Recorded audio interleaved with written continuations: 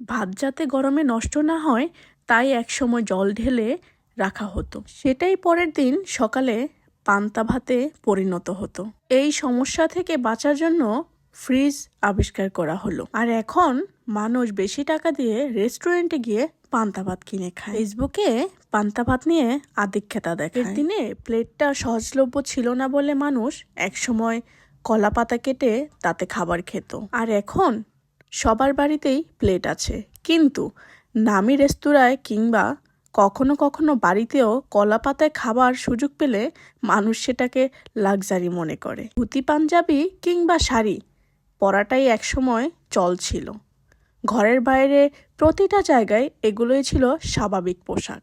এগুলো পরা ঝামেলা বলেই পরবর্তীকালে প্যান্ট শার্ট মানুষের মাঝে জনপ্রিয় হয়ে ওঠে। আর এখনকার ছেলেমেয়েরা ধুতি কিংবা শাড়ি পরে শুধুমাত্র ভীষণ স্পেশাল অকেশনে কিংবা উৎসবের। গ্রামের জীবনযাত্রাকে আধুনিক করার জন্য এবং মানুষের জীবনকে আরামদায়ক বানানোর জন্যে শহরের সৃষ্টি হলো। কুড়ে ঘর ভেঙে ফ্ল্যাট তৈরি হলো, চাষের জমিতে কারখানা তৈরি হলো, গাছ কেটে চওড়া রাস্তা বানানো হলো। কিন্তু এখন যে কোনো শহরবাসীকে জিজ্ঞেস করুন তার শহর পছন্দ নাকি গ্রাম, বেশিরভাগই উত্তর দেবে গ্রাম।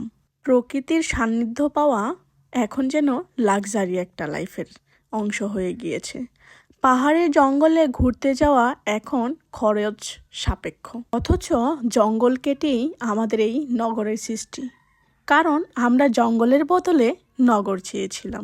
এগুলো থেকেই স্পষ্ট যে কিছু জিনিস জীবন থেকে হারিয়ে গেলেই সেগুলোর মূল্যবান মনে হয়, সেগুলোর মূল্য অনেক বেশি বেড়ে যায়।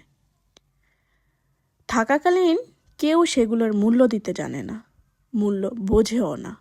তাই জীবনে মাঝে মাঝে এমন কিছু মানুষ থাকে যাদের কাছ থেকে একটু দূরে চলে যাওয়াই ভালো। দূরে চলে গেলেই দেখা যাবে কি আপনার মূল্যটা অন্যজন বুঝতে পারে। কখনো কখনো নিজের গুরুত্ব বোঝানোর জন্য হলেও মাঝে মাঝে হারিয়ে যাওয়া খুবই প্রয়োজন। আপনি যখন হারিয়ে যাবেন তখন আপনি আশেপাশে যারা আছে তারা হয়তো আপনার মূল্যায়নটা বুঝবে, আপনার প্রয়োজনীয়তা তারা বুঝবে। ঠিক একইভাবে আপনি হারিয়ে যাওয়ার পরে আপনার কাছে তারা কী ছিল, কার কাছে আপনি কী ছিলেন সেটা আপনি নিজেও টের পাবেন। তাই আমার মতে মাঝে মাঝে দূরত্ব খুবই খুবই প্রয়োজন। প্রিয়জনদের কাছে নিজের অবস্থানটা বোঝার জন্য সত্যি হারিয়ে যাওয়াটা খুবই দরকার।